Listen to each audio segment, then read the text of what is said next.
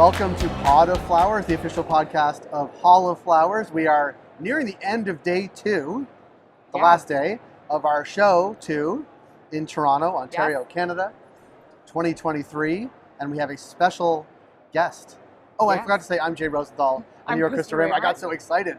We have David Lobo. David, tell the audience, not us, we know who you are. Tell us who you are, and then we're going to dive really deep. Sounds good. So I am David Lobo. I'm the president and CEO of the Ontario Cannabis Store, OCS.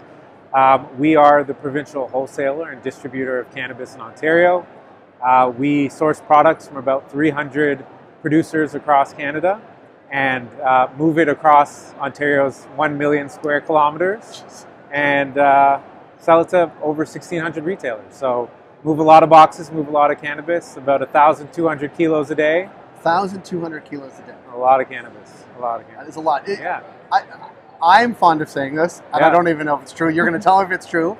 You're the largest distributor of cannabis in the world, would you say? I think so. People say that. Never fully fact-checked it, but I don't know how it could not be that case. Legal. Sorry. That is an important caveat. Yeah. Good caveat. Yeah. I also think, and not you, because you know, because you're in Ontario, and I live here too, people outside of Ontario, people outside of Canada don't know how big Ontario is. So when you're talking about the logistical challenge of what you do, like you could drive here in 24 hours west and still be in Ontario. Yeah, for sure. Yeah. It's a whole country, I guess, on its own in some ways. And you've got the diversity of geography, so yeah. And actually that has come up a bit. Not the geography so much as that the markets that you are serving, but also the retailers here and the brands, like it is a diverse geography, a diverse population. Certainly the center of it is within a 10-mile radius of where we are today in downtown Toronto, but most of the land mass, and I don't know, most of the retailers, are they outside of the GTA, do you think, by number? By number, yeah. I mean, of course, we've still got a number of communities in the GTA that are opt-out communities, so that skews it quite a bit. Yeah. But we got a big one, so we'll take the win. But my neighborhood is overcompensating for the lack just further west of here. Yeah. You've been at OCS from day pre-1. I'm on coming up 8 years next month. 8 years? What? Because technically I started before legalization. Yeah. Yeah.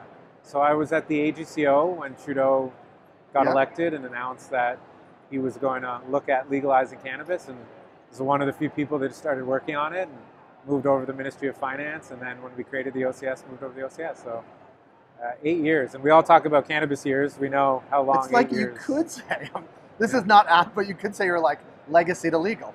Legacy to legal, maybe.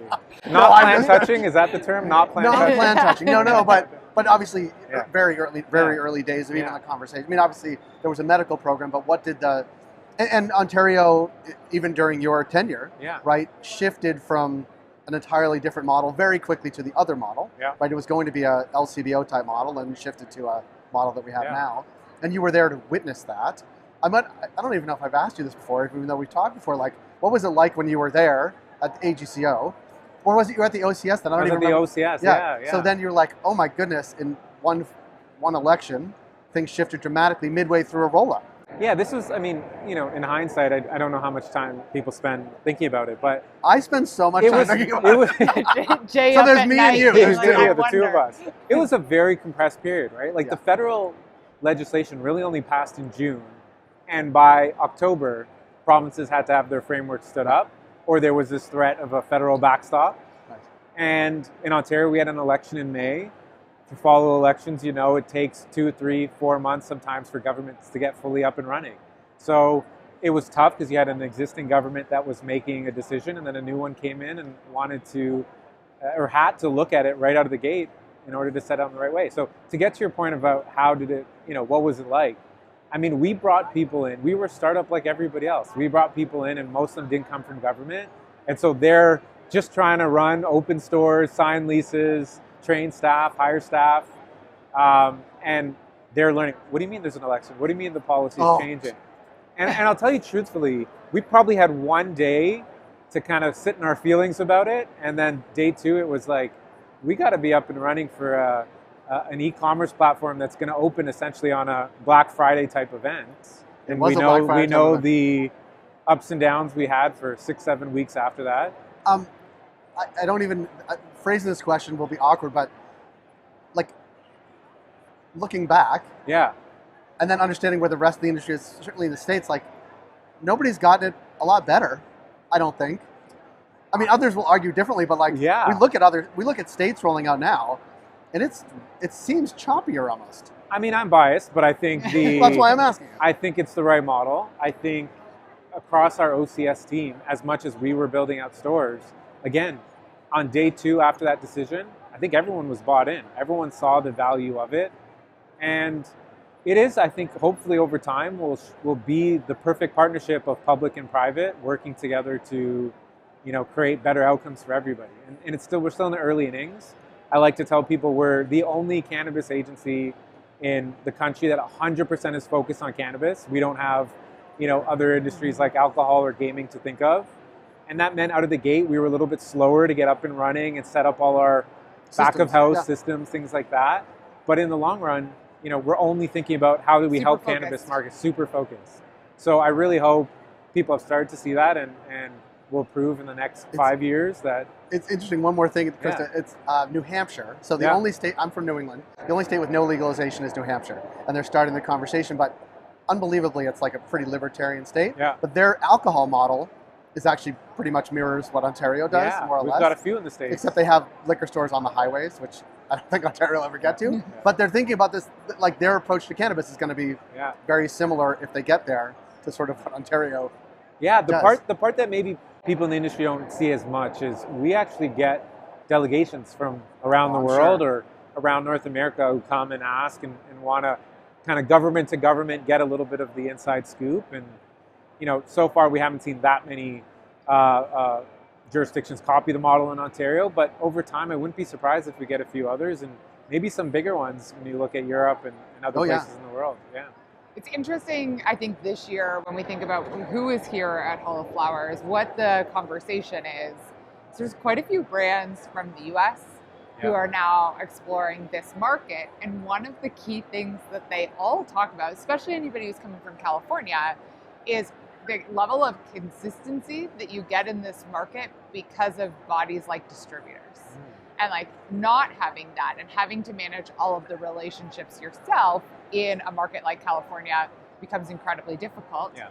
But at the same time, like why we had Hall of Flowers in the first place was to be able to connect retailers and brands. And I think that has evolved and changed, and your role even in what that has looked like or what part you should be or shouldn't be playing in that has evolved and changed as well. Yeah, absolutely. So we at the OCS like to talk about our vision of Canada, or Ontario, being Canada's largest and most vibrant cannabis marketplace. And I'd challenge ourselves at a certain point in time, I'd like to say the world, but for now we're focused on Canada. And when we talk about a vibrant marketplace, that's a marketplace that has both economic and social benefits. On the economic side, it's got players of all sizes.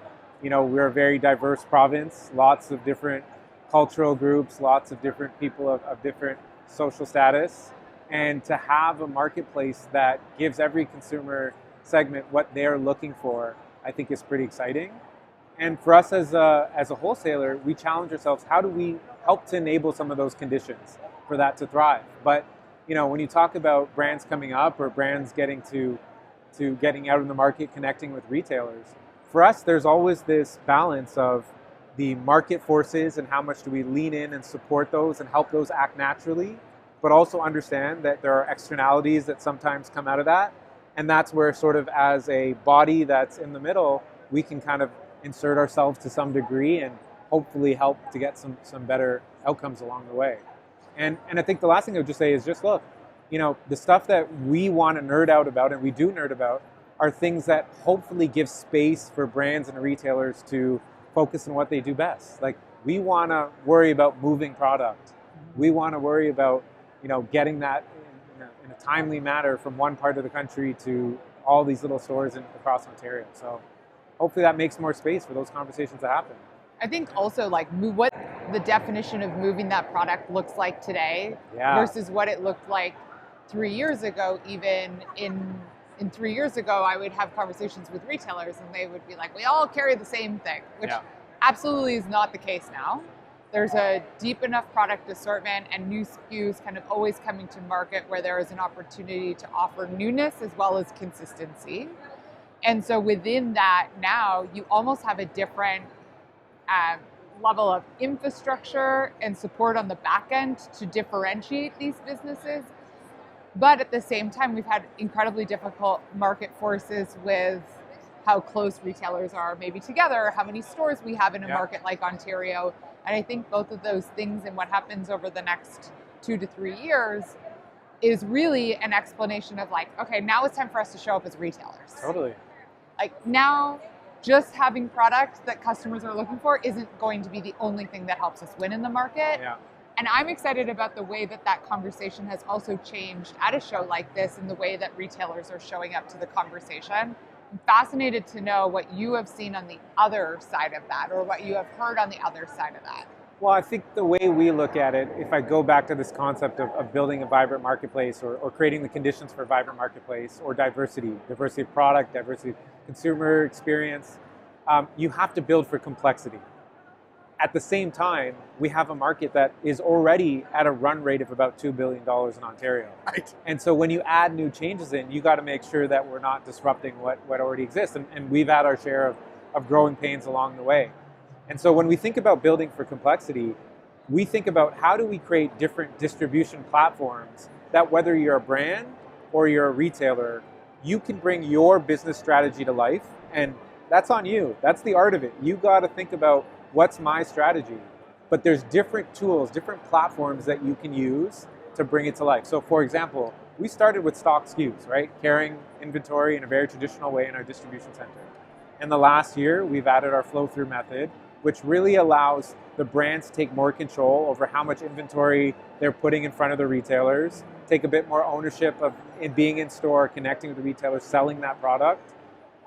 But over time, you could see a place where we may need another 2, 3 different distribution platforms. And how, again, a brand uses that for what purpose, or same with a retailer, is going to vary quite a bit. But that's where the art and science comes together for the retailer. And, you know, there'll be a little bit of competitive juices that kind of separate some out from the others over time. And that's only natural. And it even, one of the trends we've heard from brands who are on the trade show floor here is that the conversations they're having with retailers are much more advanced, much more thoughtful, and much more of the retailer saying, here's what we need from you brands. Right? And that's what the brands want to hear, right? So like, and I think that is different than it was even a year ago. They're finding their voice. They're absolutely finding their voice. Because they've, in many cases, survived some pretty tough days. So partly because they may not have been great operators than they are now, partly because of competition, partly because of pandemic, like whatever the reasons are, but they have survived and now they are in a place where they know their location, they know their staff, they know the product, like they know their consumers, and now they're in like a more full-throated mode, which I think is good. Like this, we're in the right phase of an industry. And one thing that always strikes me is, regardless of size of retailer, they're spending time in their stores. Right. Because they know they need to be on the ground and to kind of see how it's playing out. So when they're coming back and giving this feedback to brands, it is firsthand experience. It's what they've witnessed, rather than pass up the chain. Can I ask you a question? Because our podcast booth, people watching it will know, but like your booth is here, right here, like right across the way, and neighbors, and we're here. We've been watching. But like, what are you? If you're okay sharing, like, what are you hearing from retailers or from brands too, as you talk to them over the past couple of days, or your team does? I don't think I could summarize everything the team heard. But I'll say a couple things. I'll say first of all, for us, we want to be at events like this and support events like this because we think that human interaction is critical, especially after the pandemic. But building those relationships go a long way. And we were talking earlier, but I truly see that brands and retailers not only want to do business with people that they think bring good product or have a great selling point to the consumer, but people they can trust and get to know and go through this journey of a very a quickly evolving marketplace together. And so for us, we want to help bring more opportunities for those interactions to happen. And I think there's an element here where we want to be accessible. We come out to these shows, we get out to stores, we meet with producers, and it's like anything's game. Whatever you want to talk about, like tell us what you're struggling about. Because if we come with an agenda, we're going to miss a few things, right? It's very, very organic. But I think there's a lot of things the teams are hearing around how do, brands are struggling to get the right information to stores. Stores are saying we want more information. So there's a bit of an overlap there, but a disconnect as well. And people are saying, well, how can OCS help? Which again, there's some places we can maybe help. What role do you play in that? What role do you not? Yeah. And that's a big question in general, right? I'm always careful. Like, just because government's in the space doesn't mean we need government to do everything. Sometimes we have to step back and say, is this right for us? Or will somebody else come and take that place in the market? It's interesting because we've heard a lot of that too. And I think the brands are hearing that from retailers. And it's not like every brand should do this. Like, the brands know their brand best. The retailers know their store best, or stores. Like, what do they both need unique to themselves? And then, this is why we like this event, because you can actually have those conversations. We've talked to a bunch of retailers who've said they've planned their sort of promotions calendar for a year just from this trade show floor. That's impressive. Right, because that's and what the it's going second to take. question is, did they have a calendar at all 3 months ago? Well, the last show they had some gaps. Okay. And they went into this show saying, we know we don't even have gaps, we just know we're going to do it at the show. Yeah. That's really cool. Yeah. The other observation to say, just on a bit of a tangent, but we're a month away from the 5th anniversary of legalization. I'm struck by how many people are at this show that it's year 1 for them or year 2 for them, right? And I have to kind of remind myself, if you look back 100 years on alcohol legalization, would you say somebody that started year 5 or year 4 was still a pioneer? I think so. And I think that's been really interesting that, this opportunity is giving people who it's first time here, fresh eyes, a boost of energy because they're coming to the market, and they missed those opportunities in the first couple of years, and they're making up for lost time. Well, it's interesting because I remember early days of cannabis, and people were like, "Oh, I thought I was getting to the industry late when I sort of started doing stuff in 2017." Yeah. But then there were brands launching right around legalization. People were like, "Oh my God, they're so late." But then someone said, "Well, microbrews launch all the time." Yeah. Nobody says they're late, even though legalization happened 100 years ago. Yeah. Right? Because there is that is a normal cycle, and you know, right? There's a normal cycle of things happening all the time, and it'll be a brand goes the brand isn't available anymore, but there's new ones that are, and filling a gap and new products. And we've talked about concentrates a lot today. There's just new consumers, new products, new consumers. It is a natural flow of time and evolution, innovation. And I think that's why a show like this is a yearly marker of what is happening. It's a bit of a temperature check. Yeah. And I think when you look back over almost the last 5 years, and if we were to date and timestamp that period, there is so much knowledge that is now just in communication.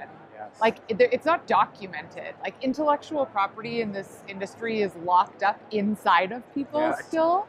And it's unfortunate. We got to get it out. We need to get it out. But at the same time, I think that that also offers really interesting evolutions for what is going to come next, because we don't have all of that documentation. Everybody's been so busy trying to operate businesses. Yeah. And how do we take some of that and do a knowledge transfer so that we can also impact the future from here? And things are happening in real time, right? Again, we joke about living in cannabis years, but it is a real thing. Just talk about innovation, right? Our catalog has grown by almost 2,000 SKUs this year, and that doesn't even include that every quarter you've got some leaving the catalog and new ones coming in. We have 5,000 products by the end of this year. That's a huge, huge jump. And I think the whole market and retailers are wrapping their head, what does it mean to have that much choice? How are my decisions changing every week now that there's products that I'll never be able to even read about in a week because I don't have the time? Right. So it's very much real time that the evolution's happening. Do you know how many SKUs the average grocery store has? The grocery store? Ooh. I got a lot of people on my team who came from grocery. They would know. I'm going to guess grocery store. It's like you're running for office. We're asking 2,000? Somewhere usually between 30 and 50,000 SKUs. Oh, 30 and 50,000 SKUs. Seriously? Yeah. In store? Well, you can think about how many SKUs are just in the impulse area at the cash desk. Yeah. That's a couple hundred. And right? think but about how many producers behind there? Right, 2. right? Well, on the candy That's stuff too, I think 2 or 3. 2 or 3. Well, Chips, you got one. It mostly. depends also, I think, what grocery store you're in. Because if you were to take a sample size of like a Farm Boy versus a Sobeys, you would see different impulse products. Yeah. 100% of Ontarians eat, and right. 27% of adults consume cannabis. Yeah. So. But that's... No, but I think like when you're talking about, that's a very, like 5,000 SKUs is a lot of SKUs. It's a lot of SKUs. It is a lot of diversity. It is a lot of choice. And it can't be presented to a customer all at once. We will not make those decisions. Think about how many SKUs you don't even see at the grocery store. Right, but again, it goes to the like, what is your job? Yeah. Yes. I mean, give retailers the choice, and have them curate that 5,000 down to 300. And maybe I think, Jay, you've followed us long enough to know that for many years we really resisted that, and we're learning along the way. But there was a point in time where we went out and had a core SKU list, right? 100 SKUs saying, if you're a new store, this is probably what you want to consider. Right. And 4 months, 5 months in, the data already showed this is not going to work. Right. And so our theory in opening up the catalog and bringing so much new product in is we need those innovation cycles, right? I doubt very many people would want to, maybe it sounds nice, but to consume an alcohol product 5 years after Prohibition. Right. Probably make you sick, just to be honest with you. And so it is those cycles of iteration over decades that led to the products we have today. And look, 91% of the SKUs we launch after 30 days become slow-moving SKUs. Really? Right? After 8 weeks, they start to be substituted. After 9 months, they start that path. And by 12 months, almost all of them have been delisted. I recall, I was at a press conference that you guys held at your headquarters the week before or the day before 2.0 products. Mm-hmm. And like you had them all. They were all there under glass, like you could see them. It's like all 20. But think about that. You're like, but it was one tiny room, right? Like think about that now. That's not even one store's offerings. Like they have that on the shelf. You probably could have 20 cherry flavored edibles. Right. Easily. Yeah. Right? Yeah. And we're trying, like the goal here is to, not every product's going to succeed is my point, but producers need to fail fast. They need to get that feedback and they will get better and make better products over time. And we've seen that already. Thank God, because those products, not your fault. I don't think you want to eat some of them were like, some of those like baked goods were like, just not that good. No offense. And even at 5,000, we still have a demand for a lot more. And there may be 2,000 to 3,000 products that are submitted to us every quarter. Yeah. Right. Can I ask you a question? When you think about, you said the demand could be higher. The demand from brands, obviously, but demands from like retailers saying, we want something that, I don't even know, like some, not a weird SKU, but like something that is large format, premium. Like what are you hearing? It varies quite a bit. I think I'm not as close to it these days as I used to when you start to get to 5,000 SKUs, and we've got a great category You haven't tried them all. Yeah. David's very busy. Exactly. He can't come out this week. He's very busy. No, we have a great category management team that understands it, but there's still pockets in the catalog, and consumers say there's not enough. Selfishly, as an individual consumer, I wish there was more low THC balanced products, but that's just me. Right. That may be not where I think that's most customers. It's not universal, but I think retailers would want that too. Yeah. So I think over time, look, we've set this ambition. We'd love to get to a place that any product that meets baseline regulatory and quality requirements gets a chance. May not be a stock SKU, may not be a flow-through SKU, we may have other distribution methods, but it should get a chance to compete. And again, if it succeeds or not, that's on its own merits. But we're trying to get to that place, but it's tough because there's so much demand. And the hard part is we're dealing with this Canadian bubble, but what happens at a point in time where there are other countries that legalize, UN conventions, things like that evolve? There will be other producers from other countries that want to ship to Canada and vice versa. And that will make it much more complex. So, we're good with shipping elsewhere. It's the bring it in that we got some trade issues with. Yeah. Well, I really appreciate it and your time and your effort and partnership as well. We've been asking one question. Oh yeah, sorry. Everybody. Oh, is this first of all? I have to ask the question. Is this season 2? Is this officially season 2? Is it season 2? Yeah. Maybe season. Or it is season 2. California is that was season 1. Okay. Toronto was season 1. Toronto and Santa Rosa were season 1. Okay. This is the first segment of season 2. We'll do Okay. the California when we get there. Okay. Okay. I need to know in case you have me back in a few years. If No, I no, get invited back. They'll be back for season 3. Yeah. Season 3. That'll be next year. Yes. Okay. September. Yeah. Okay. That wasn't the question, That though. wasn't a question. But I had never even thought about Earth Yeah. seasons. I know. I got to write that down. When you're at the show like this today, and your team was here yesterday, is there something that you have learned that you didn't know before walking in? I personally come to the show to get to know the background stories of the people in the industry. And that often tells me a lot about the choices they've made, whether they're developing products or building a retail experience. And I want to know the choices that they've gone through. So really it's understanding that background story, and then just every day, like what does ordering your product look like? What does, scheduling your staff look like? What do you do when there's a show and all your bud tenders want to call in sick and go to that show? Right. Like those are just the real life experiences that I find we miss when we're sitting in our office, especially being a wholesaler where we're not in store or running our own stores. So that's what I personally care about.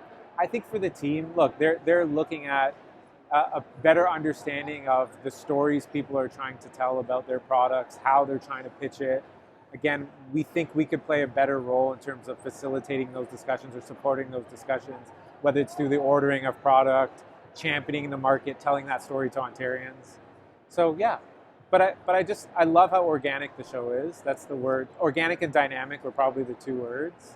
Organic and dynamic, write it down. And yeah, it's just kind of one conversation at a time. Yeah. Yeah. We appreciate the time. Thank you. Thank you so much. Thank you so Yeah. much. I'm excited for season 3.